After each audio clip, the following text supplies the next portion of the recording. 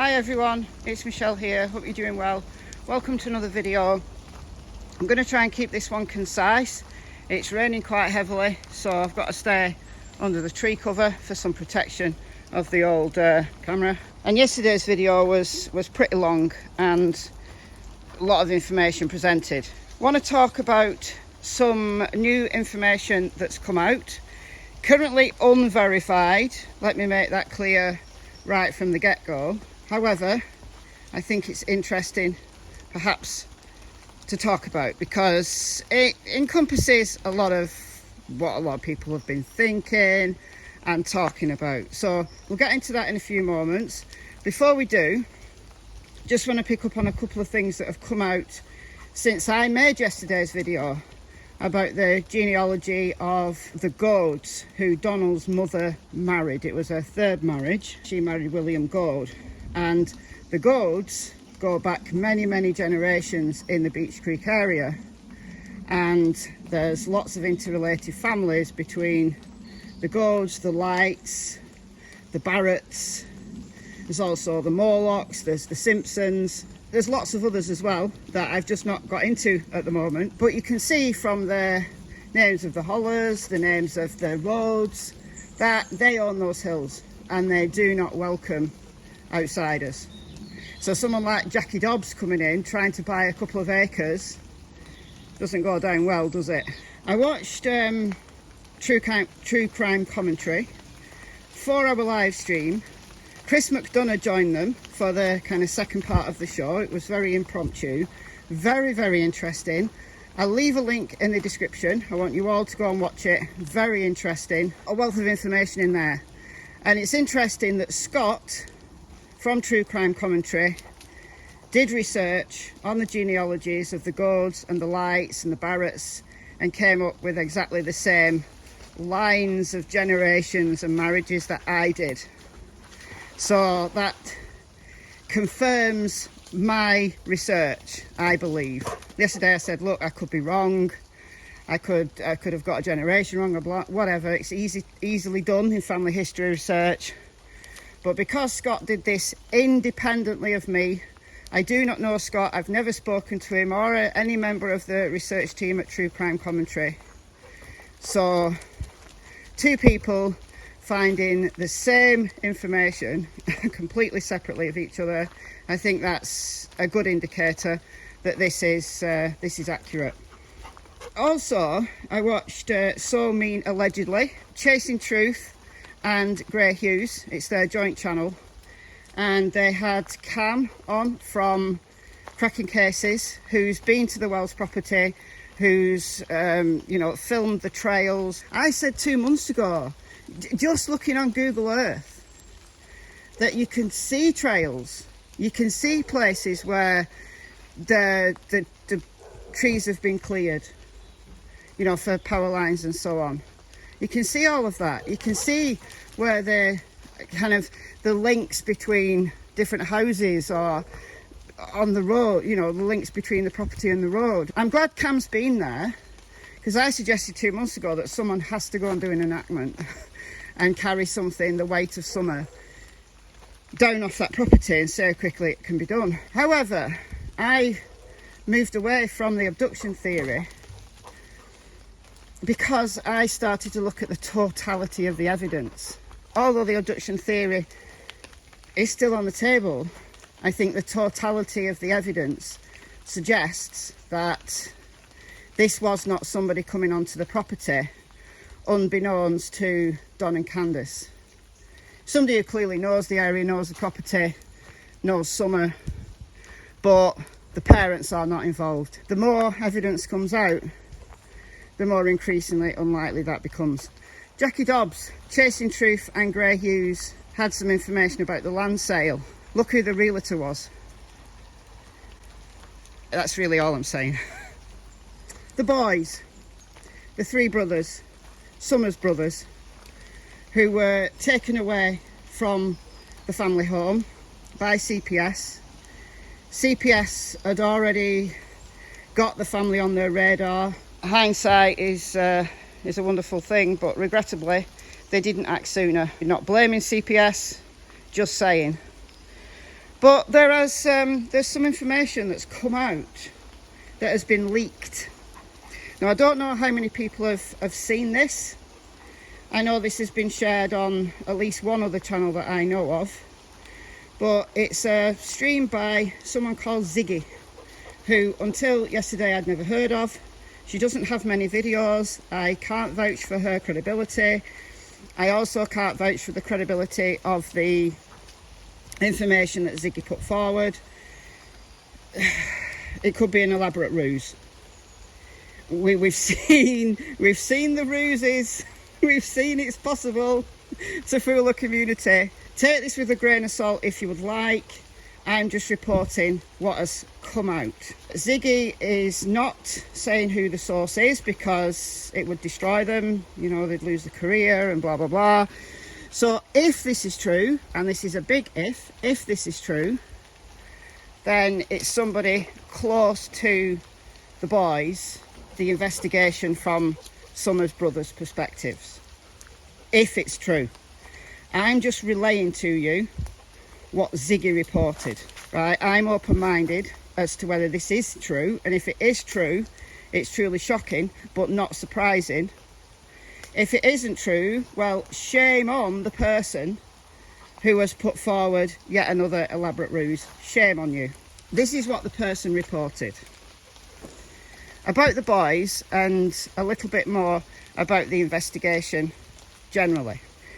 Don and Candice did not pass their polygraphs. I did a video on, questioning, did Don and Candice pass the polygraphs? Did they pass because the polygrapher asked different, questions that they could answer truthfully?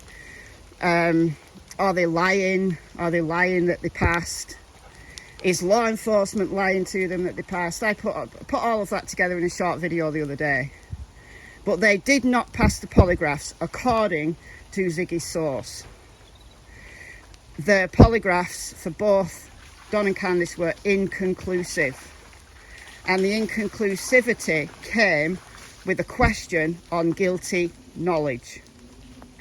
Again, I'm going to keep saying this until I'm bored of saying it. This could be a lie. It's possible that this is not true. I'm just relaying what Ziggy's source has relayed to her. But I think it's useful to put this on the table. Right? So Don and Candice polygraphs were actually inconclusive. Now to the boys. They weren't removed because of internet people stalking the property. That's a lie that Donald has put out. The boys were removed for severe neglect and abuse, allegedly. The physical abuse involved regularly being punched, hit, kicked, hair pulled, etc. by both parents. The neglect was extensive and covered several categories. Medical neglect, no dental treatment, we've seen that with Summer's teeth. All the boys had body lice. So this is a different species of louse. I had to look this up. Than head lice. I think they had head lice, and that's why Summer's head was shaved, why sometimes you see one or more of the boys on photographs with their head shaved. Not going to put any photographs of the boys on this channel, I never have, because I think anybody who's followed this case knows what they look like.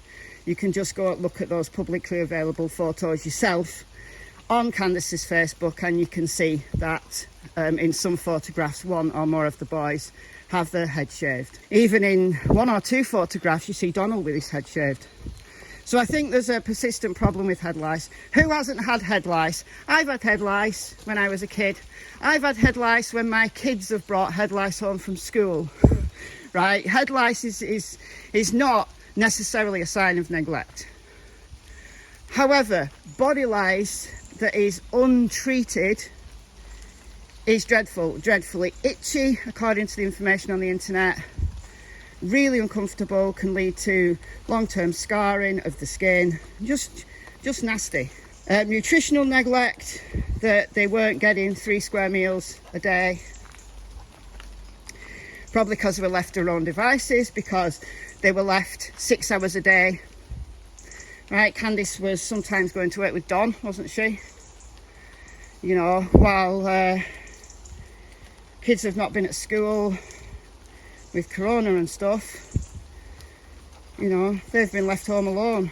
Not just on the one day, but they've been left home alone. What else? Educational neglect. They weren't going to school. They weren't turning in their homework and the work that they've been required to do for school. It's a laundry list of neglect, a laundry list of it.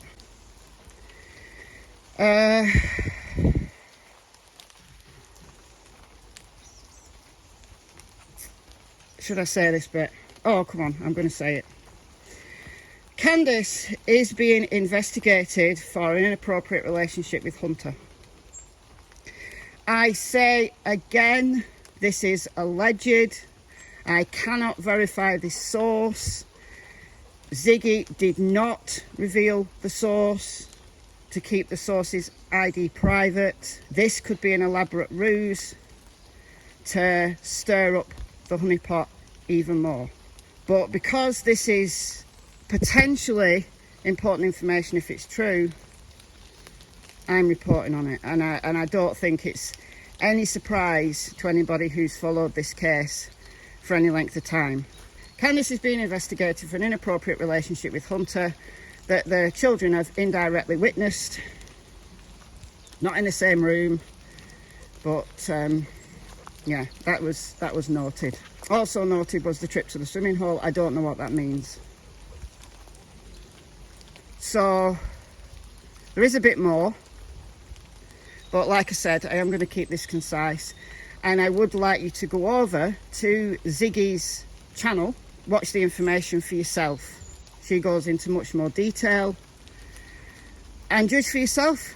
Is this information believable? Has Ziggy fallen for an elaborate ruse? But she seems convinced that it's real. Don't shoot the messenger. Potentially this is important information, but also it could be a lie. But let's make this information public, because look, Donald is speaking. So could Cher ask Donald whether any of this is true, and let's see his reaction? Could we do that? Or anybody else who's speaking to Donald, could we do that and see what he says? Who leaves rubbish? Who leaves crap?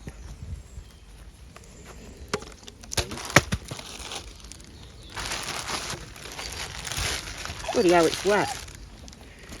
Squashies. Right, I'm going to take this to the trash bin, and I'm going to call it a day here. Keep the conversation going in the comments. Keep it classy. The vast majority of people in my comments are very polite. Even if you don't agree with me, you're very, very polite. And I thank you for that. But yeah, I've been Michelle. Hope you're doing well.